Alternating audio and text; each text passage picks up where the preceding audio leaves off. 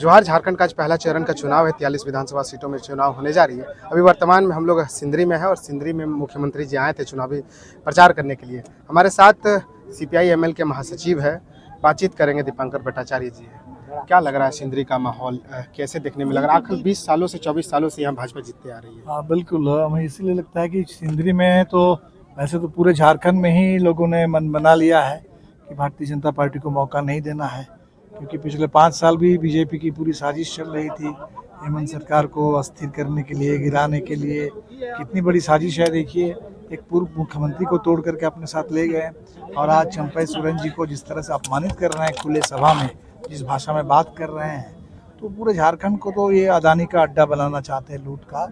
तो पूरे झारखंड में ही संकल्प है कि झारखंड में बीजेपी को सफल नहीं होने देना है। सिंदरी में मैं जो देख रहा हूँ कि पिछले 25 साल से लगातार बीजेपी जीत रही है यहाँ, और ये ऐतिहासिक इलाका जहाँ से कॉमरेड ए.के. राय ने अपनी यात्रा शुरू की थी, जहाँ से झारखंड आंदोलन को अपनी दिशा मिली, झारखंड आंदोलन और मजदूर आंदोलन के बीच में जबरदस्त समन्वय स्थापित हुआ, और उस इलाके में कॉमरेड विनोद बिहारी महतो, आनंद महतो के, कॉमरेड ए.के. राय के इस इलाके में हम देख रहे हैं कि एक तरफ तो बीजेपी है यहाँ, और पूरे झारखंड में जो जहाँ पब्लिक सेक्टर का इतना बड़ा सेंटर था, जहाँ मजदूरों की सुरक्षा सम्मान के लिए लोग लड़ते थे, आज वहाँ पूरे ठेका, पूरे असुरक्षित रोजगार, लूट का अड्डा बनाने की कोशिश है। और इसीलिए मुझे लगा कि इस बार शिवराज सिंह चौहान आए थे सिंदरी, कह रहे थे ये सीपीआई एमएल की जो पार्टी है विदेशी पार्टियां हैं और उनसे वो चुनाव लड़ रहे हैं। अरे ये सब पुरानी बातें, घिसी पिटी बातें सब बोलते रहे ना, पीट गए ना।